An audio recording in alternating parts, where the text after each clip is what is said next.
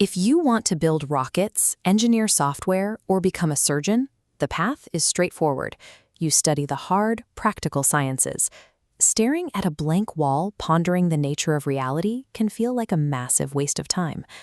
Curious, which makes you wonder, in a world driven by immediate, measurable results, why do educators still pressure us to read ancient thinkers who spent their lives asking abstract, unanswerable questions? The truth is, early civilizations didn't draw a line between the hard sciences and abstract thinking. The artist, the scientist, and the philosopher were the same person. Take Aristotle. We remember him for his philosophy, yet he spent years physically dissecting marine animals to document their anatomy. His abstract ideas grew directly from the dirt and water of the physical world. You see the same pattern across centuries. Leonardo da Vinci or the Persian polymath Avicenna didn't view art, medicine, and philosophy as separate subjects.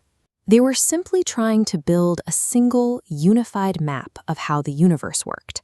Philosophy didn't begin as a mandatory college elective. It began as a biological reflex, the human brain trying to make sense of reality. And that process actually starts the moment we fall asleep. When you dream, your brain is doing heavy lifting. It takes the chaotic, random experiences of your day, unpacks them, and organizes them into recognizable patterns. This nighttime processing creates the mental foundation for your focused, everyday thoughts when you wake up. When you take those everyday thoughts and push them to their limits, asking why things exist the way they do, you get philosophy. But to test those deep philosophical ideas reliably, early thinkers had to build a set of rules, so they created logic. To express that logic with absolute precision, they needed a universal language. That gave us mathematics. By combining those mathematical models with rigorous physical observation, they developed the scientific method. Applied science yields technology, and stacking those technologies together builds modern civilization. When you trace the wires all the way back, philosophy is the original engine powering human progress. Which brings up a fair question. If philosophy is an early link in this chain, why should we care what a 17th century thinker like Mulla Sadra wrote 400 years ago? Because that chain of progress is vulnerable.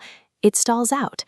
And when human advancement gets stuck, you have to go back to the earliest links in the chain to figure out where the engine broke down. Throughout history, human institutions, whether in science, politics, or religion, have a habit of freezing up. They settle into rigid routines and stop generating new ideas. The Persian philosopher Mulla Sadra spent his life diagnosing exactly why this happens. His solution is built around a concept known as substantial motion, or harakat-e-jori. For centuries, people viewed reality like the grid on the left, fixed, unchanging objects. Mulla Sadra argued reality behaves like the system on the right. The universe isn't a static museum, it is in a constant state of becoming, continually transforming from within. This physical law applies to human cognition too. If the universe is constantly shifting, our mental models must be equally dynamic to keep pace. Sadra showed that a dead thought is an idea that repeats past information. It refuses to adapt, leaving no room for the next discovery. A living thought is an adaptable concept. It acts as the catalyst to give birth to completely new ideas. Think of human knowledge as a fast-moving river. Stagnant thoughts pool up on the banks, but living thoughts join together to carve entirely new paths forward. Returning to thinkers like Mulla Sadra trains the mind to generate living thoughts, ensuring our ideas stay dynamic enough to keep shaping the great river of human civilization.